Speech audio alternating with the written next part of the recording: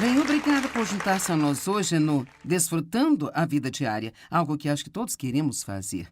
E sabe, todos os princípios encontrados na Palavra de Deus são realmente o que nos ajuda a fazer isso. Jesus diz que ele veio para que nós possamos ter e desfrutar a nossa vida e tê-la em abundância até que ela possa transbordar. Então, hoje eu quero ensinar sobre o Salmo 27. Na verdade, é um dos meus salmos favoritos na Bíblia.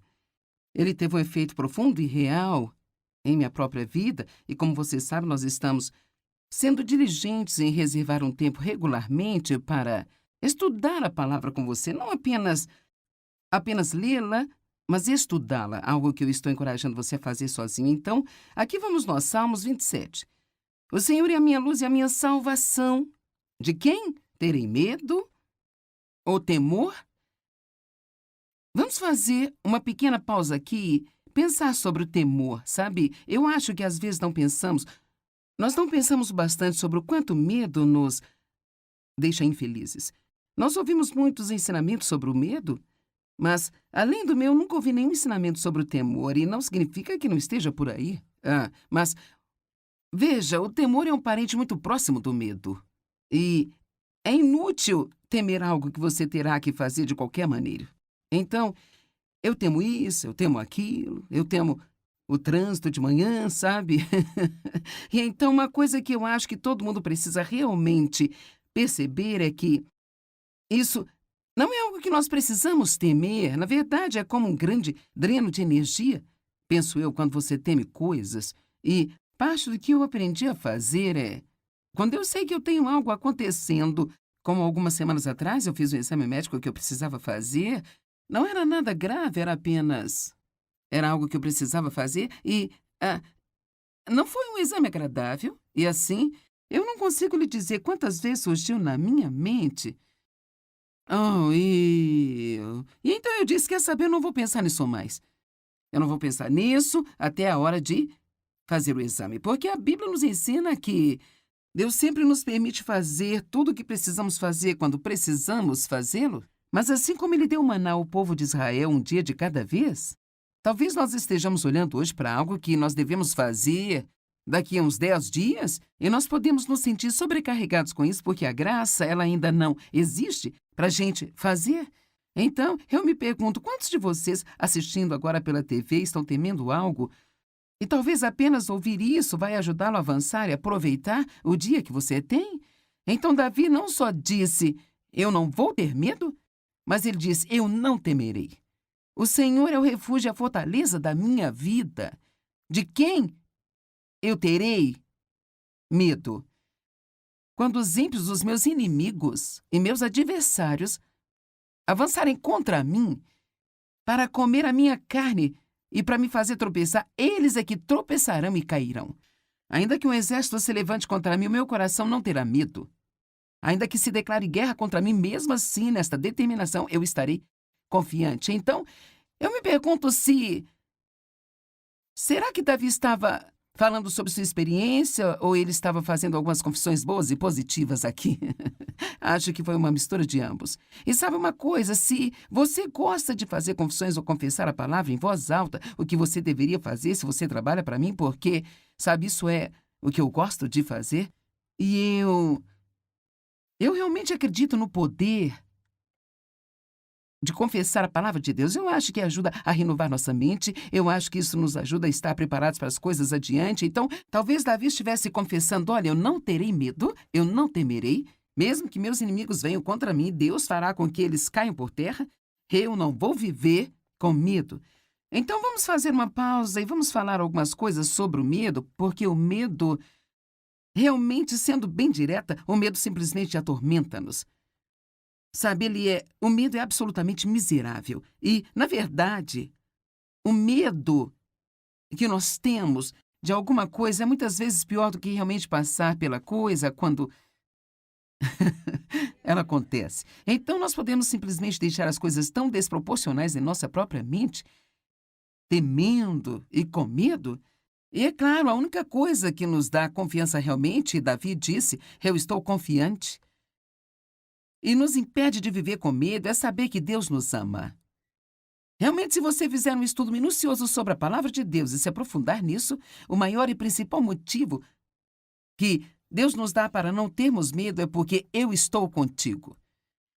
Não tenha medo, pois eu estou contigo. Não tenha medo, pois eu estou contigo. E assim, pensar que Deus está conosco em todos os momentos é algo que nós precisamos ter em mente, porque quando você não consegue ver alguém e, de certa forma, sabe, nem sempre nós podemos sentir Deus, mas precisamos ter em mente que Deus está conosco o tempo inteiro, então algo que é um bom hábito para se formar, especialmente se você está passando por um momento difícil, é você, várias vezes ao dia, apenas fazer uma pequena pausa de louvor e dizer: Deus está comigo neste momento. Aqui neste momento. Eu amo algo que eu ouvi há pouco tempo: Deus nunca está mais que um pensamento de distância. E eu amo isso porque nós podemos trazer Deus diretamente para a nossa consciência a qualquer momento, apenas por pensar que Deus está conosco. Então, no amor não existe medo. 1 João 4,18, no amor não existe temor. Mas antes, o maduro, completo e perfeito amor lança fora todo o medo e expulsa todo vestígio de terror, porque o temor traz consigo o pensamento de castigo. E assim, aquele que tem medo não atingiu a plena maturidade no amor, pois esta ainda não tornou-se completa e perfeita. Então, realmente, nenhum de nós gosta de ouvir isso, mas se ainda temos medo em nossas vidas, então ainda temos espaço para crescer em ter uma compreensão mais profunda do quanto Deus realmente nos ama. Você ama seus filhos? Você vai cuidar deles do melhor modo possível. Bem, estamos limitados no que podemos fazer, mas Deus não está. Então, qualquer um de nós, se nossos filhos estivessem com problemas e houvesse algo que pudéssemos fazer, nós absolutamente faríamos. Isso porque nós os amamos. E nós não os amamos porque eles fazem tudo certo ou porque nos agradam o tempo todo, mas eles são nossos filhos. E Deus nos vê assim, nós somos seus filhos. Ele sempre vai cuidar de nós. Ele pode não fazer o que nós queremos que ele faça no prazo em que nós gostaríamos que ele fizesse, mas Deus, ele sempre vai fazer o que é certo para nós em todas as situações. Josué 1,9, eu amo isso. Não te mandei eu? Seja forte, vigoroso e muito corajoso. Não tenha medo nem desanime, pois o Senhor, seu Deus, estará com você onde quer que você vá.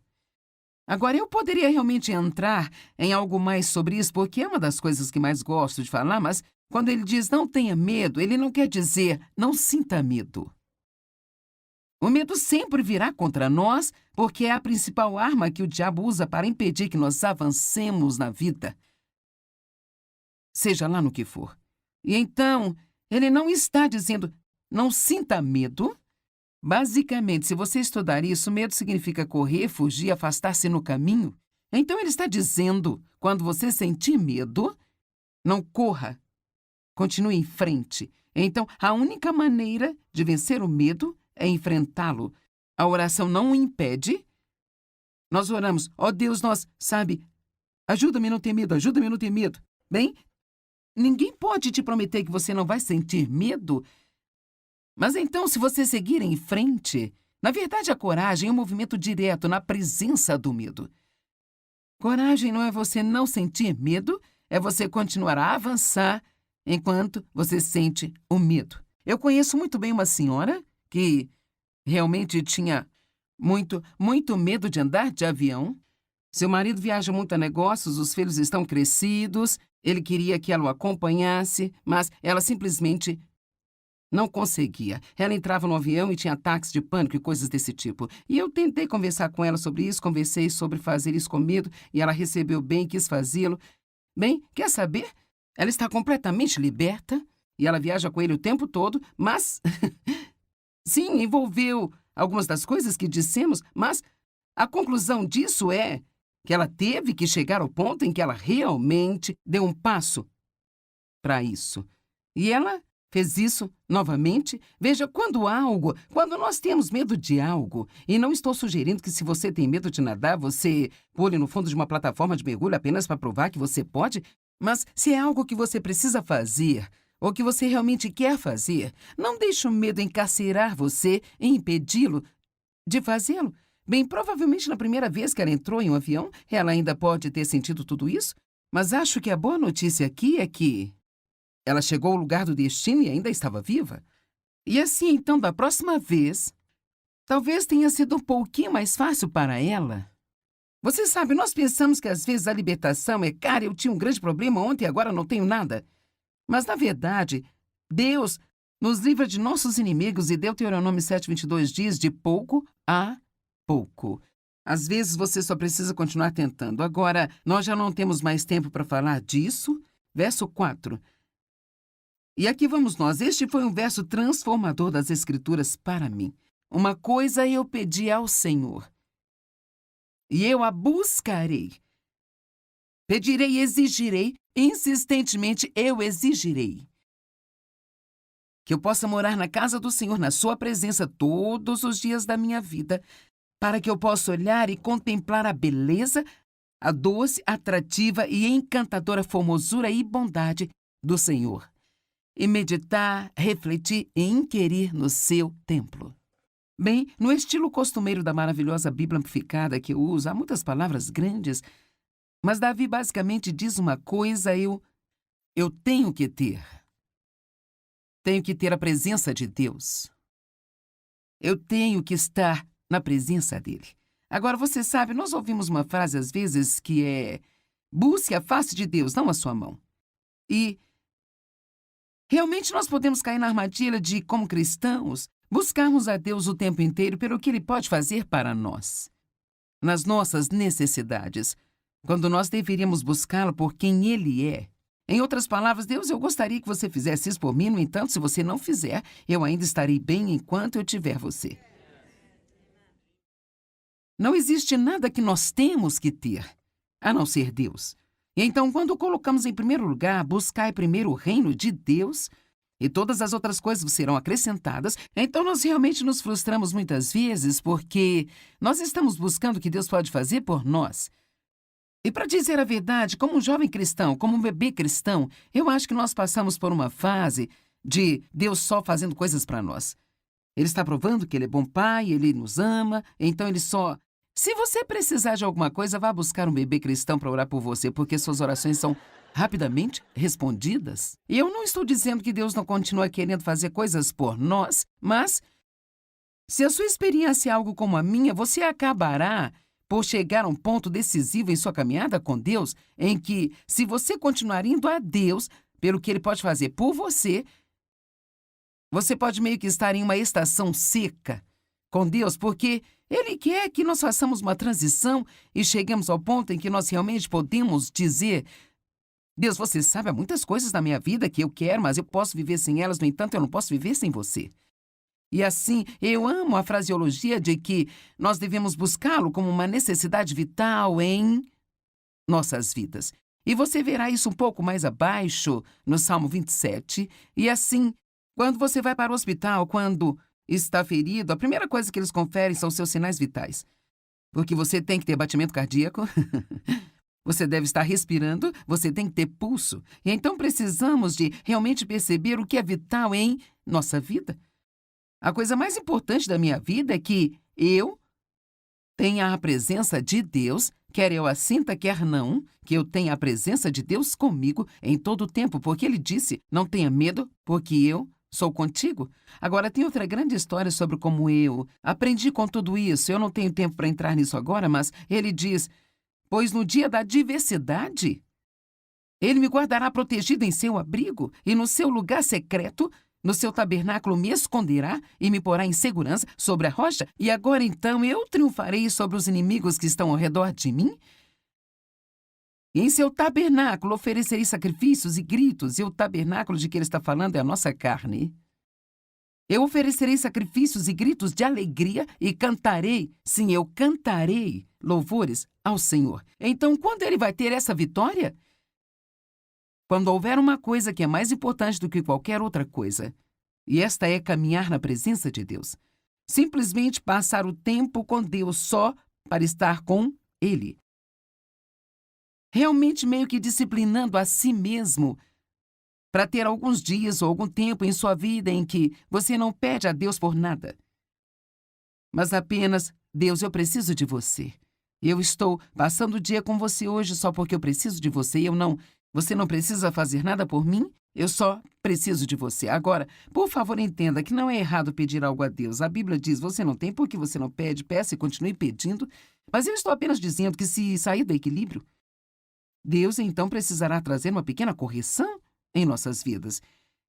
Eu dou um exemplo: se meu marido estivesse em uma longa viagem e eu o encontrasse no aeroporto, eu não olho para o rosto dele, eu corro e agarro suas mãos e digo: o que você trouxe? O que você trouxe? Bem, ele ficaria bastante insultado. Mas se eu olhasse em seus olhos: estou tão feliz por você estar de volta, suas mãos certamente estariam abertas. Então eu acho que se nós sempre buscarmos Deus por quem Ele é, descobriremos que suas mãos estão sempre abertas para nos fornecer o que precisamos. Então ele continua e ele diz: ouve, Senhor, a minha voz quando eu clamo, e tenha misericórdia de mim, responde-me. Pois disseste: busque a minha face. Peça e exija insistentemente a minha presença como sua necessidade vital. Vital necessidade. O meu coração diz a ti: tua face, tua presença, Senhor, eu buscarei, procurarei e exigirei por necessidade e na autoridade da sua palavra. Não escondas de mim a tua face. Não rejeite o teu servo com ira. Tu tens sido meu ajudador. Não me desampares, nem me abandones, ó Deus da minha salvação. E agora, versículo 10, que verso reconfortante das Escrituras. Ainda que o meu pai e a minha mãe venham a abandonar a mim, o Senhor me acolherá e me adotará como seu próprio filho. Agora, realmente, se você passar por Gálatas e algumas epístolas, todos nós somos adotados, nós temos o espírito de adoção, e então Deus nos tomou como sendo dele. Mas, sabe, a minha mãe e meu pai não me criaram direito. Muitos de vocês tiveram essa experiência, muitas pessoas assistindo pela TV hoje, que talvez seus pais não tenham criado por algum motivo, você foi adotado e talvez isso sempre tenha sido um problema para você, mas eu acho que se nós, às vezes, apenas olharmos para algo de maneira adequada, isso pode realmente mudar o contexto de tudo ao redor. Sabe, as pessoas podem simplesmente se casar e ter filhos, mas para mim é mais especial quando elas escolhem um e dizem: eu não tenho que ter você, mas eu quero você. Então, e Deus nos escolheu, a Bíblia diz, Ele nos escolheu como sendo seus, Ele nos adotou, e assim mesmo que minha mãe e meu pai possam ter abandonado a mim ou a você, nós pertencemos a Deus. Eu posso te dizer uma coisa: quando você pertence a Deus, isto supera todas as coisas em sua vida. E assim então, ele continua e ele diz: ensina-me os teus caminhos, Senhor, e conduz-me por uma vereda plana e segura e uniforme, por causa dos meus inimigos, aqueles que mentem contra mim. Não me entregues ao capricho dos meus adversários, pois falsas testemunhas se levantaram contra mim. Eles expõem mentiras e crueldades. E então eu amo essa parte. Veja, isso é um salmo e ele tem 3 ou 4 grandes lições aqui. É por isso que eu estou realmente tentando fazer com que as pessoas estudem e tirem tempo. Eu prefiro que você pegue o salmo e não importa se você passar um mês nele. Se você tirar disso o que Deus está tentando te dar e isso se tornar realidade em seu coração, é muito melhor do que você ler todos os salmos em toda a Bíblia. É por isso que eu penso que nós devemos nos afastar dessa mentalidade de apenas ler a palavra. Não. Isso é uma ótima coisa a se fazer, mas há uma diferença entre leitura e estudo. Sabe, ler é como se você passasse por algo rapidamente. Eu acho que, como cristãos, nós temos um mau hábito de pensar que, se nós lemos, nós conhecemos. Mas isso absolutamente não é verdade. Não sabemos nada até vermos funcionar em nossas vidas. E então, essa manhã, eu disse a alguém que estava tendo alguns problemas em algumas áreas, eu estava tentando ajudar, e eu disse: sabe, eu simplesmente senti que Deus queria que eu ligasse e te dissesse que existem muitas questões aqui, muitas coisas que precisam ser tratadas em sua vida. Mas você não pode lidar com todas ao mesmo tempo. Vamos escolher 2. E você fica nessas 2 coisas, ore sobre isso, estude sobre isso, fique diante de Deus nessas áreas. E eu disse, para ser sincera, não importa se isso demorar um ano inteiro. Se tudo que você fizer durante o ano inteiro for concentrar-se na raiva ou não julgar as pessoas, o que quer que seja, e eu acho que às vezes pensamos que temos que consertar tudo da noite para o dia. E não é assim, você sabe, Deus não está com essa pressa que nós estamos. E assim, tire tempo para a palavra de Deus, tire tempo para estudar a palavra e realmente tirar o máximo proveito que puder. E aqui vamos nós, isso é incrível. O que seria de mim se eu não acreditasse que veria a bondade do Senhor na terra dos viventes? Quer saber, eu estou tão feliz por não ter que esperar até chegar ao céu para ver a bondade de Deus. Eu acho que tantas pessoas ficam presas naquela armadilha. Bem, eu só estou tentando chegar até lá no céu. Bem, sabe, Jesus não morreu para que pudéssemos apenas tentar resolver isso, passar pela vida e sobreviver todos os dias. Ele morreu para que nós pudéssemos ter e desfrutar a nossa vida e ter em abundância até que ela transborde. Espere e tenha esperança e expectativa no Senhor. Quando falamos sobre esperar em Deus, é um assunto em que acho que precisamos de mais ensinamento. Veja, a palavra esperar, se você procurar no idioma original, o que realmente significa é procurar por ter esperança e expectativa de que Deus vai fazer algo incrível em sua vida. A esperança é a expectativa de que algo bom vai acontecer comigo a qualquer momento. Isso nos permite viver com alguma empolgação. Espere e tenha expectativa no Senhor, seja corajoso e de bom ânimo, e que seu coração seja forte e firme. Sim, espere e tenha esperança e expectativa no Senhor.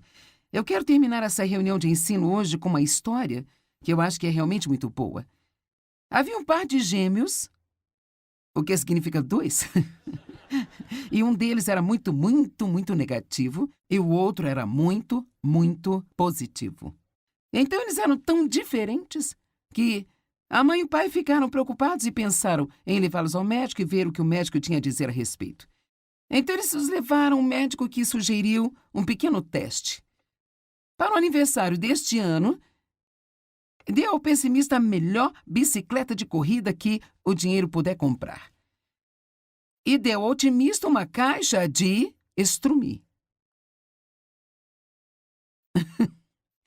Bem, quando chegou o dia, o pessimista foi levado até a sua bicicleta e ele disse: provavelmente vou bater e quebrar minha perna. Veja, as pessoas amargas são assim. Elas acham algo errado em tudo. O otimista abriu sua caixa de estrume depois de um choque momentâneo. Ele correu para fora, olhando ao redor e disse: vocês não conseguem me enganar. Onde há tanto estrume, tem que haver um pônei em algum lugar. Amém? Então, o que nós aprendemos hoje? Aprendemos que não precisamos viver com medo ou temor? Aprendemos que colocar Deus em primeiro, buscá-lo em primeiro, procurar por sua presença e não o que ele pode fazer por nós é muito importante. Nós aprendemos que somos adotados por Deus, não importe quem rejeite a nós. Tudo vai dar certo porque, honestamente, se nós o temos, então temos tudo que precisamos. E nós aprendemos que esperar em Deus significa ter uma expectativa de que algo bom vai acontecer com você realmente.